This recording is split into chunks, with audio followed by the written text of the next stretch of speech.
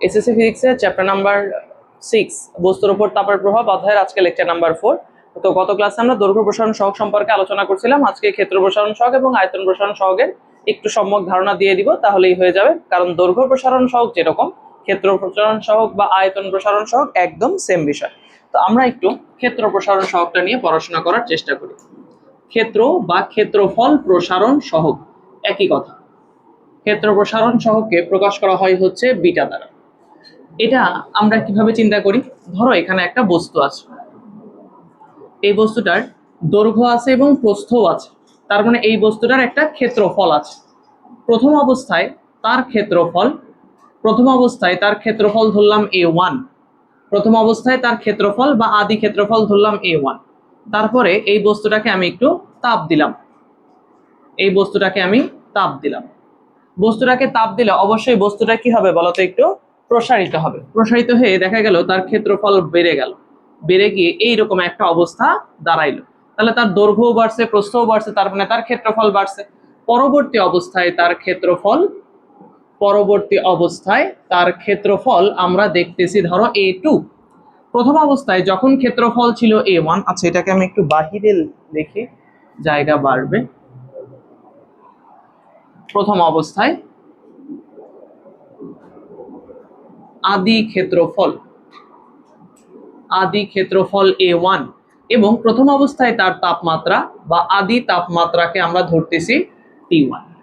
আচ্ছা, তারপরে তাপমাত্রা বাড়ানোর পরে যে ক্ষেত্রফলটা অর্জন করছে সেটার নাম দিলাম হচ্ছে a2 এবং পরবর্তী অবস্থায় তার তাপমাত্রার নামটা দিচ্ছি আমরা T2। এখন দেখো, তাপমাত্রা বাড়ানোর কারণে তার ক্ষেত্রফল বেড়ে গেছে, তাহলে ক্ষেত্রফল বৃদ্ধি বা আমি যদি বলি ক্ষেত্রফলের প্রসারণ বা পরিবর্তন কতটুকু হয়েছে, a2 মাইনাস a1 করলেই পাওয়া যাবে। প্রথমে ক্ষেত্রফল ছিল a1, পরবর্তীতে হয়েছে a2, দুইটাকে বিয়োগ করলেই পাওয়া যাবে ক্ষেত্রফল কতটুকু বৃদ্ধি পাইছে। এই ক্ষেত্রফলটা কেন বৃদ্ধি পাইছে? কারণ তাপমাত্রা বৃদ্ধি পাইছিল, সেই জন্য। তাপমাত্রা বৃদ্ধিটাকে আমরা প্রকাশ করতে পারি T2 মাইনাস T1।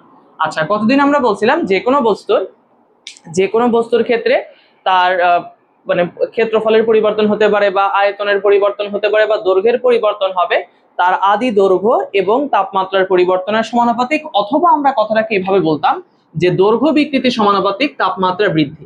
তাহলে এখানে দেখো, ক্ষেত্রফল প্রথমে ছিল a1, পরবর্তীতে হয়েছে a2। অবশ্যই ক্ষেত্রফল আগের মতো নাই, অর্থাৎ ক্ষেত্রফলের কি হয়েছে? বিকৃতি হয়েছে। গতকালকে আমরা বিকৃতির একটা জেনারেল ফর্মুলা লিখছিলাম, সেটা হচ্ছে বিকৃতি ইকুয়ালস টু পরিবর্তন ডিভাইডেড বাই আদি অবস্থা। তাহলে ক্ষেত্রফল বিকৃতি হচ্ছে a2 by a1 equals to আদি অবস্থা হলো a1। এই যে ক্ষেত্রফলের বিকৃতিটা হইলো, কেন হইছে? কারণ তাপমাত্রাটা বৃদ্ধি করা হয়েছে। তাই তাপমাত্রা যত বেশি বৃদ্ধি করা হবে ক্ষেত্রফলের বিকৃতি তত বেশি হবে। তাপমাত্রা যত অল্প বৃদ্ধি করা হবে ক্ষেত্রফলের বিকৃতিটাও তত অল্প হবে। তাহলে আমরা এখান থেকে সম্পর্কটা এভাবে দাঁড় করাতে পারি, ক্ষেত্রফল বিকৃতি সমানুপাতিক তাপমাত্রা বৃদ্ধি। ক্ষেত্রফল বিকৃতি সমানুপাতিক তাপমাত্রা বৃদ্ধি। কতদিন কি ছিল? দৈর্ঘ্য বিকৃতির সাথে তাপমাত্রা বৃদ্ধির সম্পর্ক ছিল সমানুপাতিক। এখন এই ক্ষেত্রফল বিকৃতিকে আমরা লিখতে পারি কিভাবে? a2 minus a1 divided by a1। সমানুপাতিক চিহ্ন তুলে দিয়ে যদি সমান চিহ্ন দিতে চাই, একটা ধ্রুবক আসবে, এই ধ্রুবকের নাম হচ্ছে বিটা, আর তাপমাত্রা বৃদ্ধি হচ্ছে T2 মাইনাস T1। তাহলে এখান থেকে বিটা সমান সমান আসবে হচ্ছে a2 minus a1 divided by a1 into T2 minus T1। এটাই হচ্ছে আমাদের ক্ষেত্রফল প্রসারণ সহগের সূত্র। দেখো, দৈর্ঘ্য প্রসারণ সহগের সূত্র এবং ক্ষেত্রফল প্রসারণ সহগের সূত্র হুবহু সেম, জাস্ট দৈর্ঘ্যের জায়গায় এখানে ক্ষেত্রফল আসছে, আলফার জায়গায় বিটা আসছে, আর কিন্তু কোনো পরিবর্তন হয়নি। একই বিষয় আয়তন প্রসারণ সহগের বেলায়ও প্রযোজ্য। তুমি এইটার একক বের করার চেষ্টা করো, এককও দেখবা সেম আসে। দেখো, উপরে আসছে ক্ষেত্রফলের প্রসারণ, ক্ষেত্রফলের একক হচ্ছে মিটার স্কয়ার।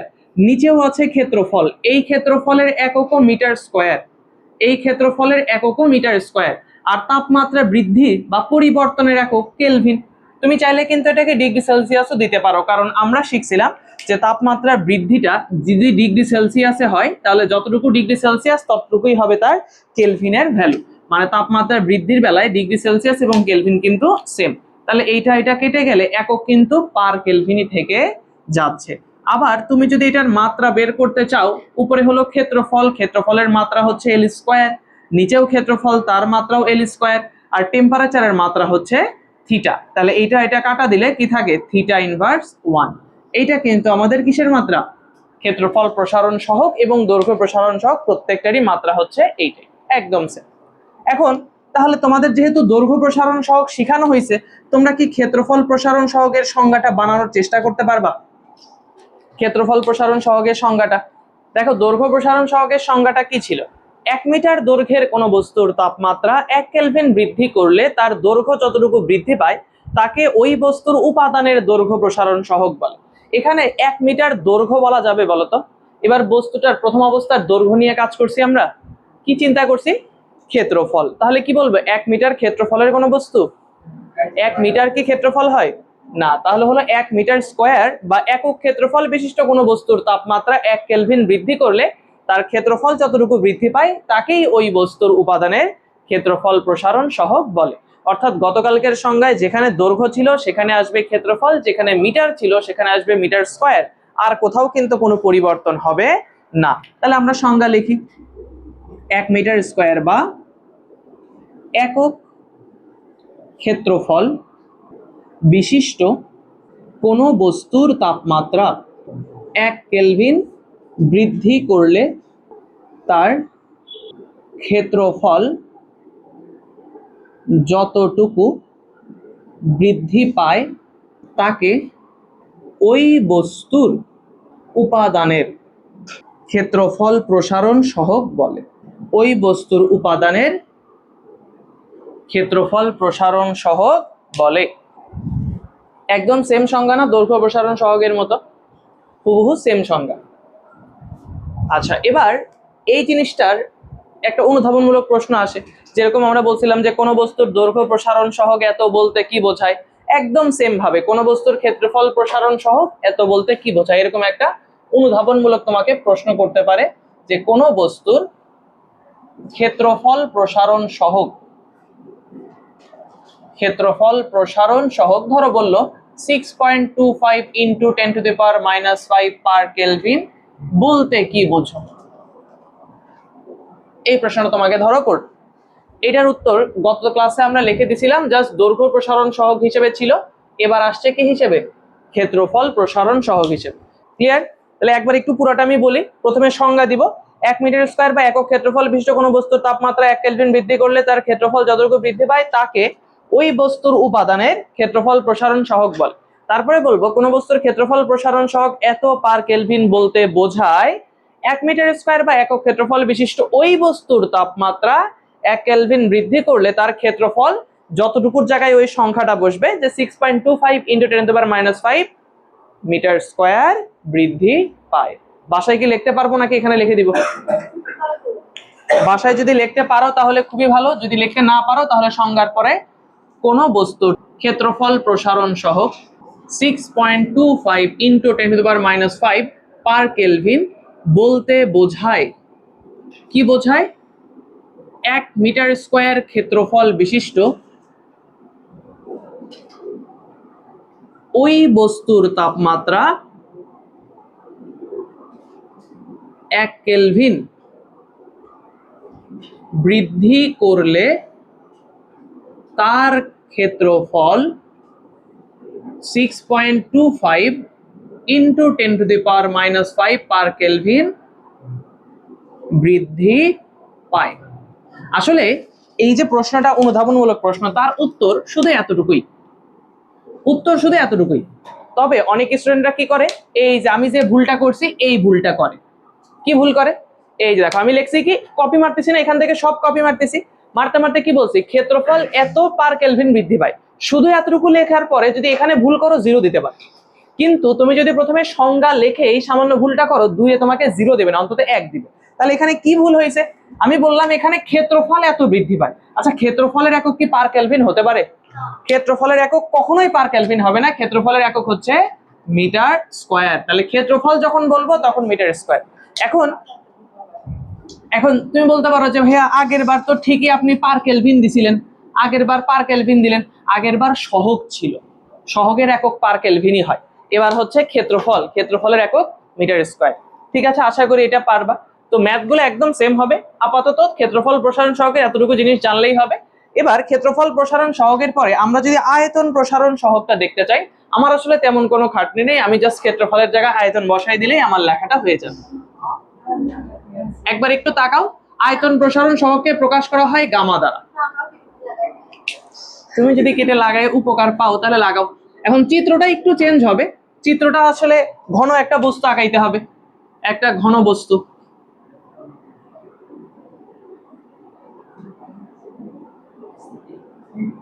এরকম একটা ঘন বস্তু যার দৈর্ঘ্য প্রস্থ উচ্চতা আছে। তাহলে প্রথম অবস্থার তার আয়তনকে আমরা ধরলাম এটা যে আদি আয়তন, আদি আয়তন V1, এবং সেই অবস্থায় তার তাপমাত্রা আদি তাপমাত্রা, আদি তাপমাত্রাকে ধরলাম T1। তারপরে তুমি আগুন ধরাই দিলে নিচে, মানে তাপমাত্রা বৃদ্ধি করলা। তাপমাত্রা বাড়াই দিলে দেখা যাচ্ছে তার আয়তনটা বেড়ে যাচ্ছে, তার আয়তনটা এরকম বেড়ে গেল। তাহলে পরবর্তী অবস্থার আয়তন, পরবর্তী আয়তন V2, পরবর্তী তাপমাত্রা T2। আগের বার ক্ষেত্রফল বৃদ্ধি পাইছিল, এবার আমরা এখানে আয়তনের বৃদ্ধিটা নিয়ে হিসাব করব। আয়তন বৃদ্ধি বা আয়তনের প্রসারণ, আয়তনকে প্রকাশ করা হয় V দ্বারা, তাই আসবে V2 মাইনাস V1। আগের বার ছিল ক্ষেত্রফল বিকৃতি, এইবার হবে হচ্ছে আয়তন বিকৃতি। তো আয়তন বিকৃতি এটাকে প্রকাশ করা হবে V দ্বারা, তাহলে V2 minus V1 divided by V1। আর এখানে ক্ষেত্রফল বিকৃতির সাথে তাপমাত্রা বৃদ্ধির সম্পর্ক সমানুপাতিক ছিল, হবে হচ্ছে আয়তন বিকৃতির সাথে সমানুপাতিক। তাহলে সূত্রে যে জায়গায় ক্ষেত্রফল A ছিল সেখানে আয়তন হবে B, যেখানে দৈর্ঘ্য প্রসারণ ক্ষেত্রফল প্রসারণ সহগ বিটা ছিল সেখানে আয়তন প্রসারণ সহগ আসবে গামা, আয়তন প্রসারণ সহগ আসবে গামা। আর কোথাও পরিবর্তন, আচ্ছা বলো তো এককের কি কোনো পরিবর্তন হবে? উপরে আয়তনের বৃদ্ধি, আয়তনের একক মিটার কিউব, নিচেও আয়তনের একক metre cube, metre cube metre cube কাটা থাকলো পার কেলভিন। আবার যখন মাত্রা বের করবা, আয়তনের মাত্রা হচ্ছে এল কিউব, আয়তনের মাত্রা এল কিউব, কাটাকাটি করলে পার থিটা বা থিটা ইনভার্স 1। আচ্ছা তাহলে সংজ্ঞায় কোথায় পরিবর্তন হবে মুনিয়া বলো তো? দৈর্ঘ্য ক্ষেত্রফল প্রসারণ সহগের সংজ্ঞা এখানে লেখা আছে, তাহলে আয়তন প্রসারণ সহগের সংজ্ঞা কি হবে? 1 মিটার কিউব, পুরোটা দেখে দেখে বলো। ক্ষেত্রফল কেন? ক্ষেত্রফল প্রসারণ সহগ বলতেছো তুমি? হ্যাঁ, 1 মিটার কিউব বা সহগ বলে। আর কোথাও কি পরিবর্তন হবে? 1 মিটার স্কয়ারের জায়গায় 1 মিটার কিউব, ক্ষেত্রফলের জায়গায় আসবে হচ্ছে আয়তন। কোন বস্তুর তাপমাত্রা তার ক্ষেত্রফলের জায়গায় এখানে আসতেছে হচ্ছে আয়তন, আর হচ্ছে আয়তন প্রসারণ সহগ বলে। একইভাবে যদি তোমাকে এই যে এখানে প্রসারণ পরিবর্তন করে দেই, আয়তন প্রসারণ সহগ, ধরো সংখ্যাটা পাল্টাই দিলাম 3.73 10 টু দি পাওয়ার -6। বেশি বলো তো এটার উত্তর এখন কোথায় পরিবর্তন হবে? কোন বস্তুর আয়তন প্রসারণ সহগ এত পার কেলভিন বলতে কি বোঝো? 6 পয়েন্ট তো চেঞ্জ করে দিছি বাবা, -6 পার কেলভিন, হ্যাঁ 1 মিটার কিউব। দাঁড়াও একটু চেঞ্জ করে নেই, আয়তন বিশিষ্ট। তাহলে যে কোনো একটা সংজ্ঞা যদি পারা যায় বা যে কোনো একটা সহগ সম্পর্কে জানা থাকলে বাকিগুলো কিন্তু অটোমেটিক বের করা সম্ভব। এটা তুলতে তুলতে একটা সংখ্যা মুখস্থ করো তো তোমরা, 632। এটা একটা ম্যাজিক্যাল নাম্বার, 632। এই সংখ্যাটা রিপিট করো, এই জিনিসটা তুলতে তুলতে তোমরা রিপিট করতে থাকো মনে মনে, 632। এই সংখ্যাটা আমরা মনে রাখবো একটা সম্পর্কর জন্য, আলফা বিটা ও গামা এর মধ্যে সম্পর্ক, আলফা বিটা ও গামা এর মধ্যে সম্পর্ক। মানে পরীক্ষার হলে যদি আলফা বিটা গামা মানে যে কোনো একটা সহগ দেয়া থাকে, ওই সহগটা ব্যবহার করে অন্য যে কোনো সহগ বের করে নেওয়া যাবে। আলফা থাকলে বিটা, বিটা থাকলে গামা, বা আলফা থাকলে বিটা গামা দুইটাই বের করা যাবে। এর জন্য যে সংখ্যাটা আমরা মনে রাখবো সংখ্যাটা হচ্ছে 632, সংখ্যাটা হচ্ছে 632। তারপর লিখবো আলফা বিটা গামা, তাহলে 6 alpha equals to 3 beta equals to 2 gamma. এটা হচ্ছে আমাদের মনে রাখার বিষয়। 632, 6 alpha equals to 3 beta equals to 2 gamma, 6 alpha equals to 3 beta equals to 2 gamma. 6 alpha equals to 3 beta equals to 2 gamma. এখান থেকে খুবই জনপ্রিয় একটা এমসিকিউ কোশ্চেন আসে, মানে প্রায় প্রত্যেকটা স্কুলের কোশ্চেনেই থাকে, টেস্ট পেপারে তো দেখবা, এই গাইডেও আছে। স্কুলের কোশ্চেনে এরা হচ্ছে এই কোশ্চেনটা দিতে খুবই বেশি পছন্দ করে, কারণ স্টুডেন্টরা প্রচুর ভুল করে এই উত্তরে। তাহলে দেখো কি প্রশ্নটা, নিচের কোনটি সঠিক? তুলছো প্রশ্ন? আচ্ছা, প্রথমটা তো কখনোই সম্ভব না, উল্টা করে লেখা হয়েছে। 2 নাম্বারটা হইতো যদি ঘটনাটা একটু চেঞ্জ থাকতো। কেমন দেখো, আমাদের মূল সম্পর্কটা কেমন, 632 3 বিটা ইকুয়ালস টু 2 গামা। আমরা যদি প্রত্যেকটা পক্ষকে 2 দ্বারা ভাগ করি, প্রত্যেকটা পক্ষকে যদি 2 দ্বারা ভাগ করি, তাহলে এখানে আসে হচ্ছে 3 alpha equals to 3/2 beta equals to gamma. এইখানে 3/2 আসলে 2 নাম্বারটা ঠিক হইতো, এই জন্য 2 নাম্বারটা ভুল। আচ্ছা, তারপরে 3 নাম্বারটা কিভাবে আসতেছে? 3 নাম্বারটা আমরা যদি প্রত্যেকটা পক্ষকে 6 alpha equals to 3 beta equals to 2 gamma, প্রত্যেকটা পক্ষকেই যদি আমরা 3 দ্বারা ভাগ করি, তাহলে এখানে থাকতেছে 2, এখানে কিছুই থাকতেছে না, এখানে 2/3 থাকতেছে। তাহলে হচ্ছে 2 alpha equals to beta equals to 2/3 gamma. তার মানে এইখানে সঠিক অ্যান্সার আসলে এইটা। আর ঘ নাম্বারটা, ওই যে দেখো ঘ নাম্বারটা আসলে এইটাই, ঘ নাম্বারটা এটাই, খালি একটু ঘুরাই দেওয়ার চিন্তা করছিলাম। ঘ নাম্বারটা এইটাই, খালি একটু ঘুরাই দেওয়ার চিন্তা করছি, যে 3/2 মানে 1.5, এটা মিলাই দিচ্ছি। অবশ্যই এটাও একটু চেঞ্জ করা যাইতে পারতো। এখানে হচ্ছে আমরা কত করতে পারতাম, 2 দ্বারা ভাগ করলাম না, 3 দ্বারা ভাগ করি, 3 দ্বারা ভাগ করলাম। আচ্ছা ঠিক আছে, তাহলে অ্যান্সার হইতে পারে 2টা, সম্পর্ক হইতে পারে 2টা। এটা একটা সম্পর্ক তুমি 3 দ্বারা ভাগ করতে পারো, সরি 2 দ্বারা ভাগ করে পাইতে পারো, আবার এখানে কত দ্বারা ভাগ করে পাইতে পারো, 3 দ্বারা। কেউ যদি মনে করে আমি 6 দ্বারা ভাগ করব, যদি মনে করে আমি 6 দ্বারা ভাগ করব, তাও কিন্তু সম্ভব। যদি এটাকে 6 দ্বারা ভাগ করো, মানে অপশনগুলোতে এইভাবে সাজানো থাকে, তোমরা একটু মনোযোগ দিয়ে খেয়াল করবা। যদি প্রত্যেকটা পক্ষকে 6 দ্বারা ভাগ করা হয়, তাহলে এখানে আসবে হচ্ছে আলফা ইকুয়ালস টু বিটা/2 ইকুয়ালস টু গামা/3। এটাও যদি অপশনে থাকতো, তাহলে এটাকেও কিন্তু আমরা সঠিক অ্যান্সার বলতে পারতাম। ঠিক আছে, এখন অপশনে তোমার কোনটা থাকবে তা কিন্তু গ্যারান্টি নাই, তবে এইরকম কোন সংখ্যা দ্বারা ভাগ করেই যে মিলাইতে হবে সেটাই শিওর। আমাদের বইয়ে এরকম করে লেখা নেই, আমাদের বইয়ে আলফার সাথে বিটার সম্পর্ক, আমাদের বইয়ে আলফার সাথে গামার সম্পর্ক আলাদা করে দেয়া আছে। তুমি যদি এখান থেকে আলফার সাথে বিটার সম্পর্ক দেখো, আলফার সাথে বিটার সম্পর্ক হচ্ছে বিটা ইকুয়ালস টু 2 আলফা, লেখা যায় না বলো তো? বিটা ইকুয়ালস টু 2 আলফা, এখান থেকে, এই যে এখান থেকে লেখা যায় কিনা? কিভাবে লেখা যায় যদি মনে করো যে স্যার এটা কেমনে লেখা গেল, আমি বুঝলাম না, তাহলে দেখো ওখান থেকে আমরা লিখতে পাচ্ছি হচ্ছে 6 আলফা ইকুয়ালস টু 3 বিটা। তাহলে 3 দিয়ে উভয় পক্ষকে কাটো, তাহলে এখানে থাকলো 2, তাহলে বিটা ইকুয়ালস টু কি আসতেছে, 2 আলফা। এটা হচ্ছে বিটা এবং আলফার মধ্যে সম্পর্ক, এটা অপশনে আসতে পারে। আবার তুমি যদি গামা, আলফা এবং গামার মধ্যে সম্পর্ক দেখতে চাও, 6 আলফা ইকুয়ালস টু 2 গামা, 2 দিয়ে কাটলে এখানে কত থাকে, 3, তাহলে গামা ইকুয়ালস টু 3 আলফা। আমাদের বইয়ে এই দুইটা সম্পর্ক দেয়া আছে, বইয়ে আছে এই দুইটা। তাহলে এই দুইটাকে একসাথে করে নিয়ে আমরা এটা যদি মনে রাখতে পারি, তাহলে এই দুটো উল্টাপাল্টা হয় না, অনেক সময় উল্টাপাল্টা হয়ে যায়। এই দুইটা মুখস্থ করলে কোথায় 2 কোথায় 3, এটা অনেক সময় উল্টাপাল্টা হতে পারে। তবে তুমি যদি এটা মুখস্থ রাখো 632, তাহলে আশা করি আর ভুল হবে না। 6 alpha equals to 3 beta equals to 2 gamma. তাহলে এরকম পারস্পরিক সম্পর্কতে এমসিকিউ আসলে আশা করি পারবো। তবে এটা মেইনলি যে জায়গায় কাজে লাগে সেটা হচ্ছে ম্যাথের ভেতরে। তো একটা ছোট্ট ম্যাথ দিয়ে আমরা একটু আজকের ক্লাসটা শুরু করি, মিশাই দিয়ে এগুলা। 10 মিটার দৈর্ঘ্য বিশিষ্ট কোনো বস্তুর তাপমাত্রা 20 ডিগ্রি সেলসিয়াস থেকে 70 ডিগ্রি সেলসিয়াস বাড়ানো হলো।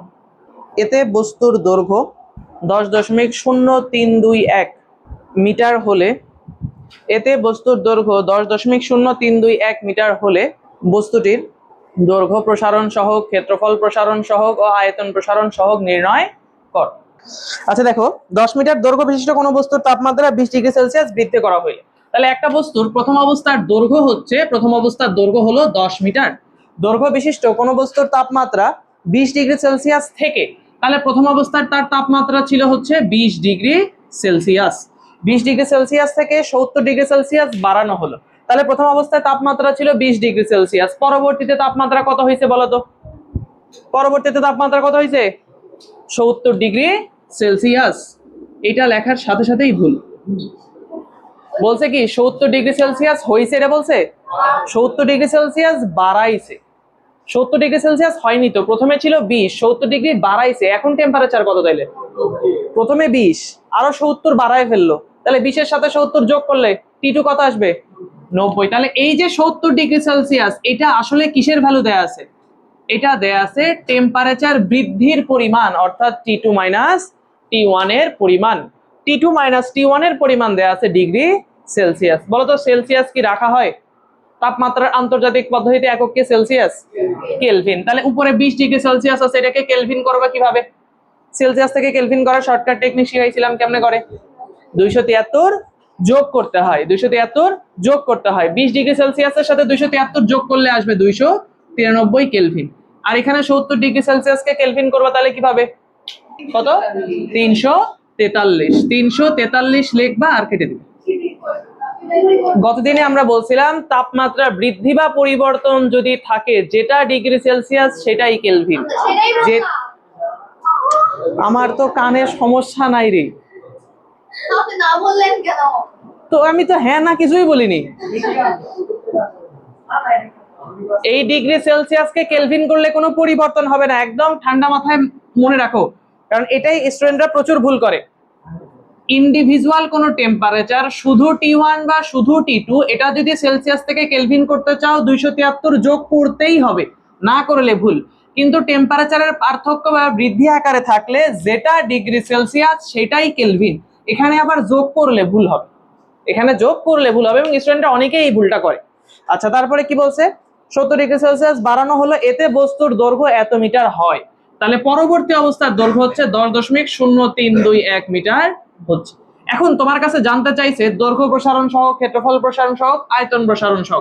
আচ্ছা ধরো এগুলা বাদ দিয়ে শুধু আয়তন প্রসারণ সহ জানতে চাইছে, ধরো আয়তন প্রসারণ সহগ জানতে চাইছি। এখন আয়তন প্রসারণ সহগের যে সূত্র আমরা জানি সেটা হচ্ছে V2 minus V1 divided by V1 into T2 minus T1। তার জন্য তো আয়তন জানা লাগবে, আয়তনগুলা কি দেয়া আছে? তাহলে এই সূত্র দিয়ে কি সরাসরি গামা বের করা সম্ভব? তাহলে প্রশ্নে যে ডাটাগুলা দেয়া আছে দৈর্ঘ্যের ডাটাগুলা দিয়ে আমরা বের করতে পারবো সর্বোচ্চ দৈর্ঘ্য প্রসারণ সহগ। আমার কাছে দৈর্ঘ্য প্রসারণ সহগের কথাও জানতে চাইছে, ক্ষেত্রফল প্রসারণ সহগের কথাও জানতে চাইছে, আয়তন প্রসারণ সহগের কথাও জানতে চাইছে। তা দৈর্ঘ্য প্রসারণ সহগ আলফা আমরা না হয় বের করতে পারলাম, দৈর্ঘ্য প্রসারণ সহগ আলফা আমরা বের করে ফেলতে পারলাম। L2 টা কত? L2 হচ্ছে 10.0321 মাইনাস 10 ডিভাইডেড বাই L1 হচ্ছে 10 ইন্টু T2 মাইনাস T1 হচ্ছে 70। দেখেন তো কত আসে? ইন্টু -5। একক কি হবে বলো তো? একক হচ্ছে পার কেলভিন। তুমি দৈর্ঘ্য প্রসারণ সহগ বের করতেছো, তুমি বের করতেছো দৈর্ঘ্য প্রসারণ সহগ। এখন কথা হচ্ছে দৈর্ঘ্য প্রসারণ সহগ না হয় বের করে ফেললাম সূত্র দিয়ে, ক্ষেত্রফল প্রসারণ সহগ, আয়তন প্রসারণ সহগ একইভাবে সূত্র দিয়ে কি করা সম্ভব? এই সূত্র দিয়ে আর সম্ভব না। কিন্তু মনে রাখবা যে কোনো একটা সহগ জানা থাকলে অন্য সহগগুলা অনায়াসেই বের করে ফেলা যায়। কিভাবে? 632 এর সম্পর্ক দ্বারা। আমরা জানি 6 আলফা ইকুয়ালস টু 3 বিটা, আমার দরকার বিটা, তাহলে বিটা ইকুয়ালস টু 2 আলফা, এটা কাটলে 2 থাকে, আলফা তো জানো 2 into 4.58 into 10 to the power minus 5। আবার তুমি যদি বিটা জানো গামা বের করতে পারবা, আলফা থেকেও গামা বের করতে পারবা, বিটা থেকেও গামা বের করতে পারবা। আমি যদি আলফা থেকেই করি 6 আলফা ইকুয়ালস টু 2 গামা, কাটাকাটি করলে এখানে থাকে হচ্ছে 3, তাহলে গামা ইকুয়ালস টু 3 আলফা, তাহলে 3 into 4.58 into 10 to the power minus 5। উপরের অ্যান্সারটা কত আর নিচের অ্যান্সারটা কত? 9.16 ইন্টু 10 টু দি পাওয়ার 5। একক কি হবে বলো তো? Per kelvin. নিচেরটা